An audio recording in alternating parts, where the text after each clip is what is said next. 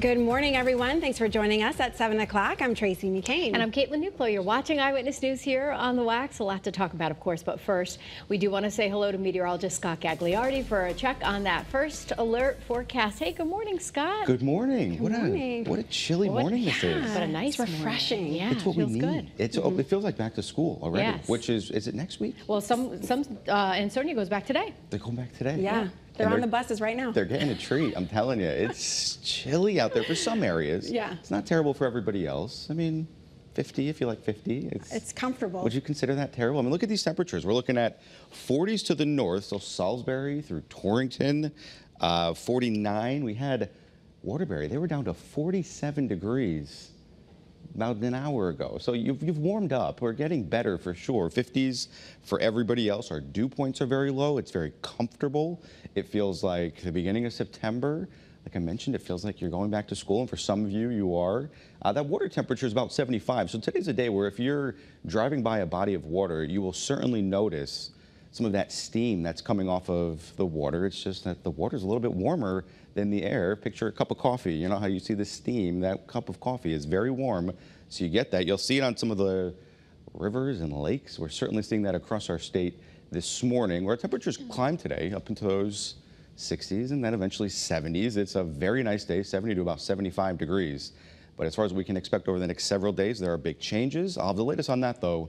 That's all coming up in about 10 minutes. Good morning, Caitlin. Good morning, Scott. Good morning, everyone. 7:02 here on the Wax. If you're heading out the door, majority of the state looking pretty good, nice and quiet for a majority of your commute here, with the exception of Fairfield County, 95 southbound in the Parkway, down through Fairfield, backing up, which is very typical for this time of morning, but we're crash and incident free. That's a little bit of good news. You will need the sunglasses as you're heading out the door. You will not need that air conditioning. Scott was just mentioning how nice and refreshing it is outside. However, first alert, still dealing with all of these road closures in that southwestern portion of the state. So you can see Southbury, Seymour, Weston.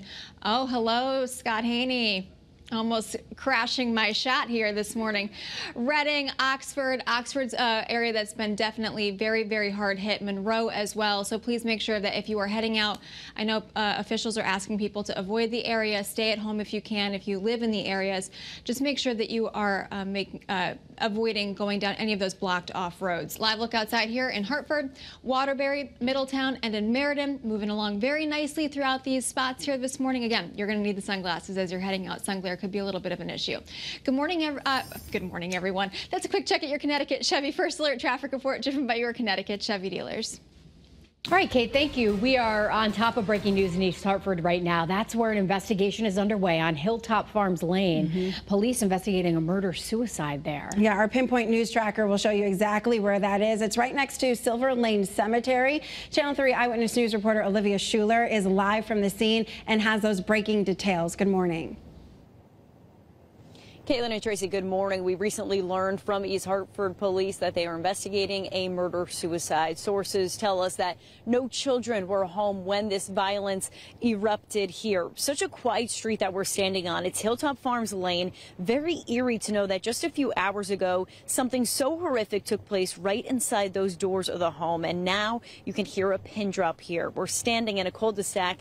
This two-story home now has crime scene tape around it, but otherwise looks no different than any other home on this block. There's a car parked in the driveway, children's toys outside, and lights on in the house. This scene has been active since around 11 o'clock last night. The video that we're about to show you is from earlier this morning. In the last several hours, these two cruisers have stayed directly in front of this house. There's been no movement by investigators in or out. But as the morning progresses, I believe investigators will pick back up here. Once again, this is a murder-suicide that police are investigating. That means a person intentionally killed one or more people before killing themselves. It's unclear right now how many people were involved in this murder-suicide that took place. We are staying on scene here all morning long and expect to get more information from police as this morning continues. We will bring you the very latest here on the WFSB News app. We're live in East Hartford. Olivia Schuler, Channel 3 Eyewitness News.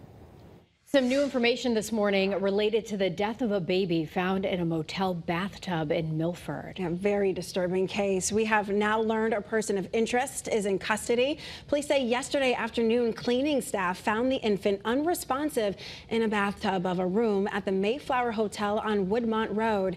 Crews tried to perform CPR, but unfortunately, the baby died. And now Bridgeport police say they do have a person of interest, 31-year-old Dale Kirkland, and we're still working to learn how he's connected to the child or if he'll face any charges. We'll be sure to keep you updated. Make sure you download the WFSB News app and get alerts sent straight to your phone. President Biden approved the state's emergency declaration and is ordering federal assistance to help the cleanup effort after that historic flooding over the weekend. So this means that state agencies can now coordinate with FEMA on the deployment of federal personnel and equipment to help with the recovery. Governor Lamont says the state is working on getting federal funding as well that would help rebuild public and private property.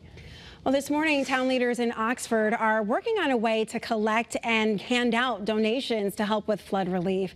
More than 100 people packed into Oxford High School for a special meeting that they were able to get some more information about FEMA assistance and construction help. But some of those neighbors left the meeting without the answers on how to get immediate help. As the recovery efforts continue, there will be some respite today.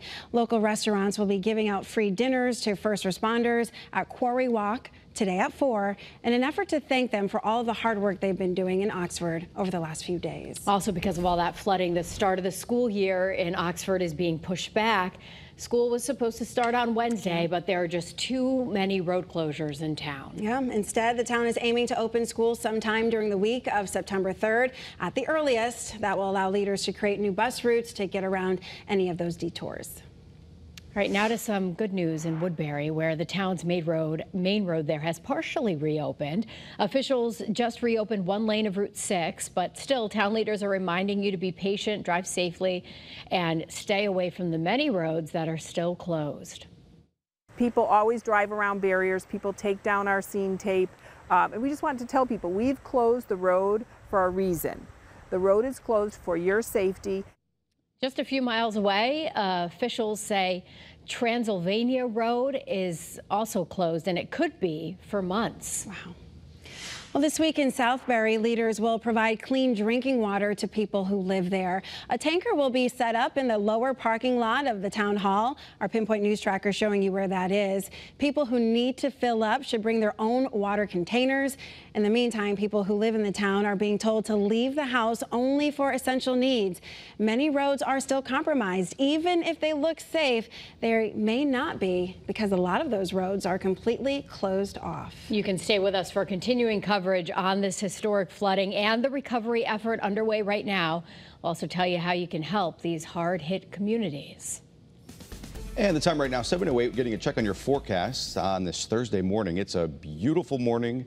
It's cooler, sunny skies. We can expect that to continue even throughout the entire day. It's going to be an excellent end of the week and even start to the weekend, but that humidity comes back beyond that. Right now, a live look outside at Windsor Locks, 56 degrees, a light breeze out of the west-southwest at 7. Temperatures are climbing eventually and slowly through the 50s. Still those 40s out there in our northwestern hills from Salisbury through Torrington. 60 though in New Haven, 57 in Groton, and 55 degrees in Chester. Our dew point's very low, so it's very comfortable.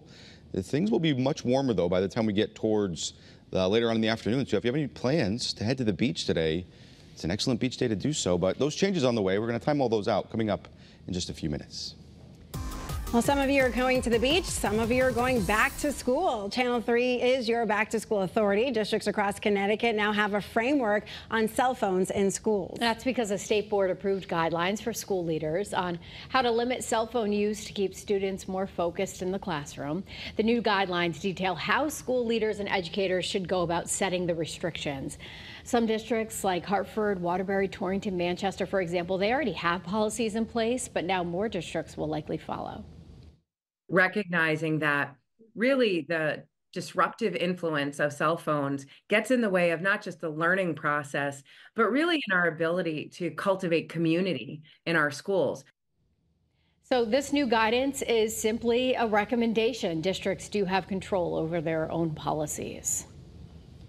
Channel 3 is your home for the Huskies, and this year the UConn women's basketball team will once again face a tough schedule. Yeah, the team's non-conference schedule is now out, and the Huskies open the season against Boston University on November 7th. On December 7th, they'll face off against Louisville in the inaugural Women's Championship in Brooklyn. And then a month later, UConn also has some tough opponents ahead on the road, including Notre Dame, Tennessee, and the reigning national champs, South Carolina. Well, we are excited to expand our partnership with UConn and bring you more live UConn sporting events. Tune in tonight at 5 p.m. for UConn women's soccer versus Wisconsin. And then the UConn men's soccer team takes on Stonehill at 7:30 tonight. Make sure you're watching right here on The Wax.